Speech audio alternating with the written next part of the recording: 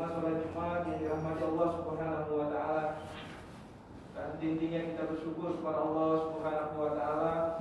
Alhamdulillah, Jumat kedua di bulan Syawal ini Allah Subhanahu wa taala masih berikan kenikmatan kepada kita semua. Allah Subhanahu wa taala masih berikan kesehatan. Allah Subhanahu wa taala masih berikan kekuatan, masih berikan kesempatan kepada kita semua sehingga kita bisa melaksanakan ibadah sholat Jumat di masjid yang kita cintai ini. Mudah-mudahan. Kemudian pada tahun 1917, Menteri Luar Negeri Inggris membuat surat berisi 67 kata yang ditujukan kepada pemimpin komunitas Yahudi Inggris, Walter Rothschild, yang isinya adalah dukungan penjajah Inggris terhadap pendirian tanah air untuk orang Yahudi di Palestina. Inggris akan melakukan usaha terbaik untuk mewujudkan tujuan tersebut, yang kemudian surat itu diberi nama Deklarasi Balfour. Itu adalah awal mula penjajahan kaum Yahudi laknatullah atas tanah suci Palestina. Kemudian berbondong-bondonglah orang-orang Yahudi dari seluruh dunia masuk ke negeri Palestina. Kemudian puncaknya pada tanggal 14 Mei 1948, Zionis Yahudi memproklamasikan dirinya bahwa negara Israel di atas negara Palestina. Jelas ini adalah sebuah perilaku Zionis Yahudi terhadap Palestina, adalah bentuk penjajahan yang bertentangan dengan semua piagam perdamaian. Hampir semua negara di dunia kemudian menolak berdirinya negara penjajah Israel di atas negara Palestina.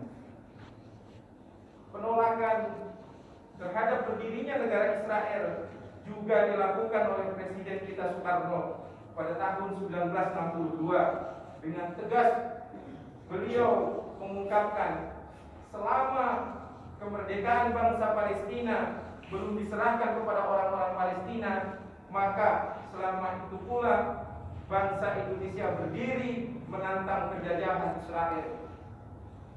Kemudian jika kita mengaku seorang negarawan yang cinta damai, maka sudah semestinya kita menolak berdirinya negara Israel. Terlebih lagi jika kita adalah umat Muslim, penolakan kita tidak sekedar didasari oleh rasa kemanusiaan semata, tetapi juga dilandasi oleh keimanan kita kepada Allah Subhanahu wa taala. Hadirin jamaah salat Jumat rahimakumullah, kekejian dan keganasan Zionis Israel terhadap rakyat Palestina jauh melebihi kekejaman Nazi di Jerman terhadap bangsa Yahudi. Zionis Israel merampas tanah milik rakyat Palestina, menangkap, menyiksa penduduknya, serta membunuh dan membantai anak-anak, perempuan, orang-orang lanjut usia. Mereka sangat banyak dokumen dan data sejarah yang membuktikan hal tersebut. Yang pertama, pada tahun 1982, Zionis Israel telah melakukan pembantaian terhadap para pengungsi Palestina di Sabra Shatila. Tidak tanggung-tanggung, jumlah warga Palestina yang menjadi korban mencapai kurang lebih 3.500 orang. Mereka yang gugur ini adalah anak-anak, perempuan, orang lanjut usia, dan lelaki, orang-orang yang tidak berdaya. Kemudian yang kedua, dalam konflik Israel dengan rakyat Gaza pada tahun 2014, menurut data dari Kementerian Kesehatan Gaza, sebanyak tidak kurang 1.880 warga Palestina tewas dan 10.000 lainnya cedera. Dari jumlah tersebut, 398 diantaranya adalah anak-anak, 207 adalah wanita, dan 74 orang adalah manula. Kemudian yang dirahmati Allah Subhanahu wa taala, masih banyak peristiwa-peristiwa yang lain yang menunjukkan dua peristiwa tadi ini menjadi pelajaran kita semua untuk menggugah hati kita bahwa sudah cukup, bahwa kita sebagai umat manusia merasa bahwa Palestina bukan saja perjuangan umat muslim yang ada di Palestina, tetapi Palestina adalah perjuangan kita semua selaku umat muslim di muka dunia ini. Maka tidak ada kata yang lain bahwa kita semua berkewajiban untuk menghentikan kekejian Zionis Israel dan melindungi rakyat Palestina. Jemaah yang dirahmati Allah Subhanahu wa taala. Kenapa kemudian ini menjadi sebuah kewajiban kita umat muslim untuk mendukung kemerdekaan rakyat Palestina? Karena di Palestina ada tempat yang disucikan oleh Allah Subhanahu wa taala, yaitu Masjid Al-Aqsa. Tempat Rasulullah SAW menjalankan Isra dan Mi'raj. Allah Subhanahu wa taala kemudian mengabadikan dalam firman-Nya, A'udzubillahi minasyaitonir rajim. Subhanalladzi asra bi 'abdihi lailan minal masjidil haram ilal masjidil aqsa alladzi barakna hawlahu linuriyahu min ayatina innahu huwas samiul basir.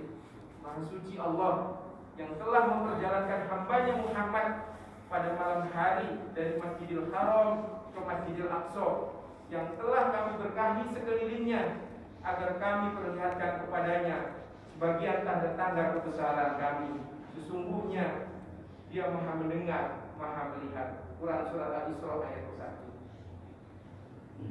1. Masjid Al-Aqsa adalah masjid kedua yang dibangun setelah Masjidil Haram. Abu Dzar radhiyallahu anhu pernah bertanya kepada Rasulullah sallallahu alaihi wasallam, "Qultu ya Rasulullah, ayyu masjidi wudi'a fil ardi awwala?" Qala Masjidil Haram. Qala qultu summa ayyu? Qala Masjidul Aqsa. Wahai Rasulullah, masjid manakah yang pertama kali dibangun di atas bumi ini? Beliau menjawab, Masjidil Haram. Aku bertanya lagi, kemudian masjid mana ya Rasul?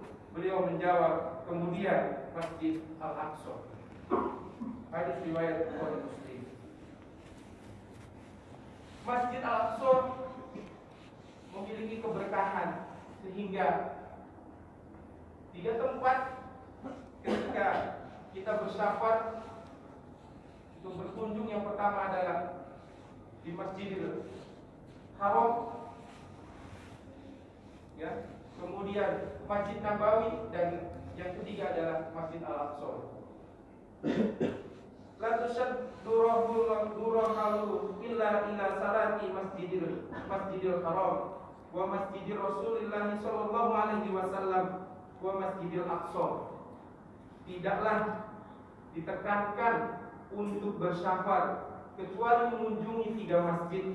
Yang pertama adalah Masjidil Haram, yang kedua adalah Masjid Rasulullah sallallahu alaihi wasallam, dan yang ketiga adalah Masjid Al-Aqsa.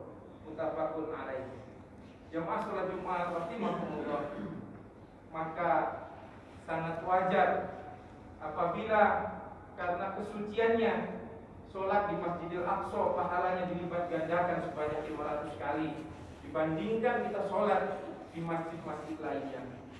Nabi Shallallahu Alaihi Wasallam bersabda, "Sholatul fil Masjidil Haram mi'atu alfi sholat, wa sholatu fil Masjidil alfu sholat, wa fi Baitil Maqdis khamsu mi'ati sholat." Satu sholat di Masjidil Haram setara dengan 100.000 kali sholat atas masjid selainnya. Sholat di masjidku ini, Masjid Nabawi, adalah setara 1000 sholat, sedangkan sholat di Baitul Maqdis adalah setara 500 sholat. Hadis riwayat Baihaqi.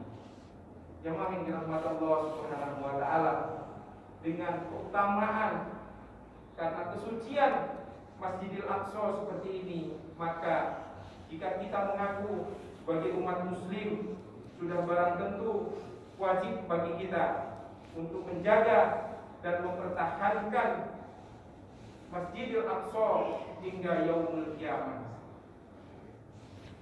Tentara Zionis Israel telah berkali-kali berusaha menghancurkan Masjid Al-Aqsa dan menodai kesuciannya sejak tahun 1967 di bawah naungan Kementerian Urusan Agama Israel.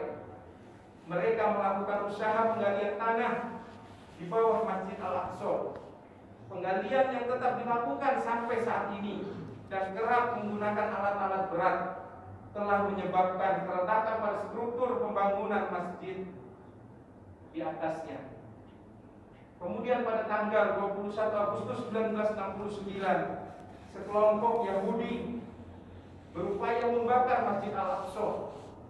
Pembakaran Masjid Al-Aqsa kemudian mendorong berdirinya organisasi Konferensi Islam OI yang saat ini beranggotakan 57 negara. Dan yang baru-baru ini jamaah yang dirahmati Allah Subhanahu wa taala, yang sudah ramai yang terjadi pada tanggal 28 Ramadan kemarin, tentara Israel menyerang jamaah yang sedang sholat tarawih di dalam komplek Al-Aqsa. Penjajah biadab itu menggunakan granat, peluru karet, dan gas air mata. Lebih dari 200 jamaah sholat tarawih terluka akibat tindak kekerasan dan aksi brutal serjadu Israel laknatullah alaihi. Bahkan kebiadaban mereka dilanjutkan dengan perampasan tanah rakyat Palestina dengan kekuatan bersenjata serta meluncurkan roket-roket yang canggih untuk menghancurkan Palestina. Jamaah yang dirahmati Allah Subhanahu wa taala, semua membela Palestina dan menjaga Masjid Al-Aqsa. Terlebih kesemuanya itu berkumpul dalam diri kita.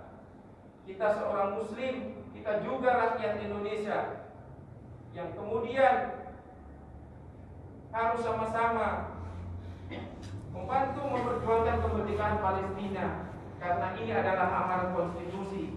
Sebab kemerdekaan adalah hak segala bangsa dan penjajahan di atas dunia harus dihapuskan. Artinya bahwa penjajahan Israel di tanah bumi Palestina harus segera dilenyapkan. Oleh karena itu, mari pada kesempatan yang mulia ini kita bantu rakyat Palestina. Tidak perlu kita datang ke Palestina kemudian kita berjuang melawan tentara Zionis Israel. Tapi paling tidak ada beberapa hal yang bisa kita lakukan untuk membantu perjuangan rakyat Palestina untuk mempertahankan Al-Aqsa yang mulia. Yang pertama adalah dengan doa. Jemaah yang dirahmati Allah Subhanahu wa taala, ad-doa silahul mukminin, bahwa doa ini adalah senjatanya umat muslim. Dan waktu-waktu yang mustajab, doa-doa kita dijabah oleh Allah Subhanahu wa taala. Salah satunya adalah di hari Jumat ini. Bisa jadi ini adalah waktu-waktu yang mustajab, yang kemudian doa-doa kita tidak ada sekat antara hamba dengan rohnya. Karenanya kita senantiasa berikan doa-doa kita terbaik untuk membantu perjuangan rakyat Palestina memperjuangkan dan menjaga Al-Aqsa yang mulia. Kemudian yang kedua, memberikan kabar berita kepada keluarga, saudara kita dan masyarakat. Berita-berita yang kebenarannya ini tentu sudah benar, bukan berita-berita hoax. Karena dengan teknologi yang canggih, kemudian sekarang banyak informasi-informasi yang beredar yang kemudian kebenarannya itu masih kita ragukan. Karenanya kita juga harus pandai-pandai menyaring informasi-informasi yang ada, yang beredar di tengah-tengah kita semua. Kemudian jemaah yang dirahmati Allah Subhanahu wa taala, yang ketiga adalah memberikan donasi, memberikan bantuan untuk rakyat Palestina. Qul inna rabbi yabsutur rizqa liman yasha'u min ibadihi wa yaqdirullah wa ma anfaqtum min syai'in fa huwa yukhlifuh wa huwa khairur raziqin. Katakanlah, sungguh Rabbku melapangkan rizki dan membatasinya bagi siapa yang Dia kehendaki di antara hamba-hambanya.